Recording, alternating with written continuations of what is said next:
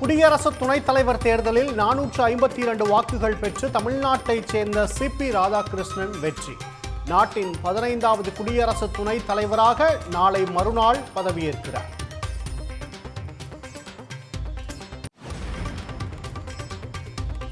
CP Radhakrishnan மூலம் குடியரசு துணைத் தலைவர் பதவி மரியாதை பெருமையை பெறும்.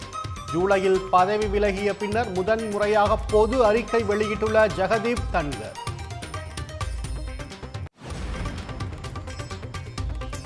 சிபி ராதாகிருஷ்ணனுக்கு குடியரசுத் தலைவர் முர்மு, பிரதமர் மோடி, முதலமைச்சர் மு.க. ஸ்டாலின் உள்ளிட்டோர் வாழ்த்து. திருப்பூரில் உள்ள ராதாகிருஷ்ணனின் இல்லம் முன்பு பாஜகவினர் பட்டாசு வெடித்து கொண்டாட்டம். மசோதாவை நிறுத்தி வைக்க குடியரசுத் தலைவர் ஆளுநருக்கு தனி அதிகாரமும் இல்லை. உச்சநீதிமன்றத்தில் கேரள அரசு தரப்பில் வாதம்.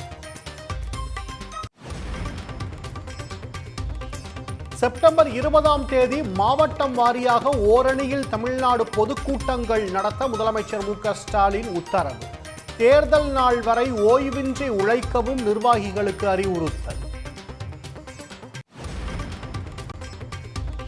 தேர்தலில் தனிப்பெரும்பான்மையுடன் வென்று அதிமுக ஆட்சி அமைக்கும். தேர்தல் பரப்புரையில் எடப்பாடி பழனிசாமி மீண்டும் திட்டவட்டம்.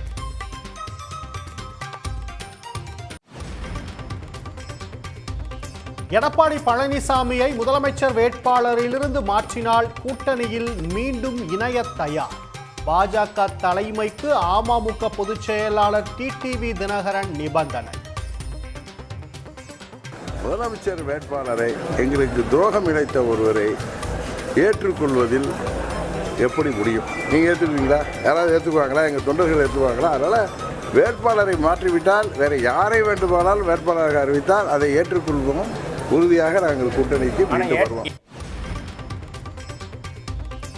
அதிமுகவை ஒன்றிணைக்கும் முயற்சியில் தீவிரம் காட்டி வரும் செங்கோட்டையன்.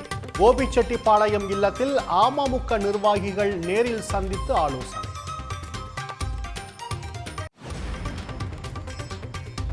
இந்தியா கூட்டணி கட்டுக்கோப்பாக இருப்பதற்கு குடியரசு துணைத் தலைவர் தேர்தலே சான்று என திருமாவளவன் கருத்து. RSS பாசறையில் வளர்ந்த சிபி ராதாகிருஷ்ணனை வாழ்த்துவதாகவும் பேட்டி.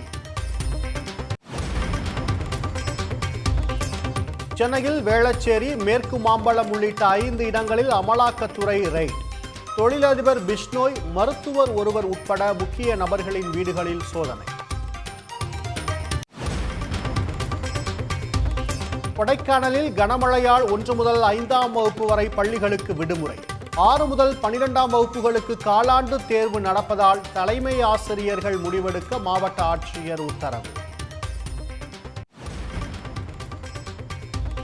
உதகை அருகே கல்லட்டி மலைப்பாதையில் பாறைகள், மரங்கள் விழுந்ததால் பரபரப்பு.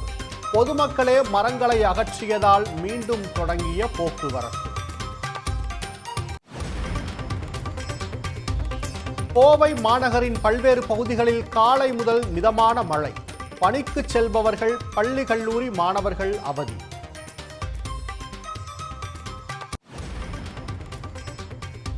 உளுந்தூர்பேட்டை சுங்கச்சாவடியில் திடீரென கனரக வாகனங்களை ஆய்வு செய்த அமைச்சர். காதை பிளக்கும் ஒலி எழுப்பான் பொருத்தியிருந்த ஓட்டுநர்களுக்கு அபராதம் விதித்து நடவடிக்கை. திருவாரூர் நேரடி நெல் கொள்முதல் நிலையங்களில் 20 நாட்களாக கொள்முதல் நிறுத்தம் என புகார்.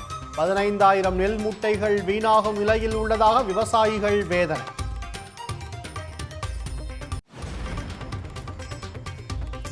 டெட் தேர்வுக்கு விண்ணப்பிக்க இன்றுடன் கால அவகாசம் நிறைவு. இதுவரை 3,80,000 பேர் விண்ணப்பம்.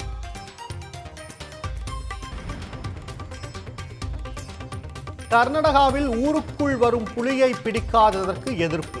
புலிக்காக வைத்த கூண்டில் வனத்துறை அதிகாரிகளை அடைத்து வைத்த கிராம மக்கள். உடனுக்குடன் செய்திகளை தெரிந்து கொள்ள சன் நியூஸ் பெல் ஐகானை கிளிக் பண்ணுங்க.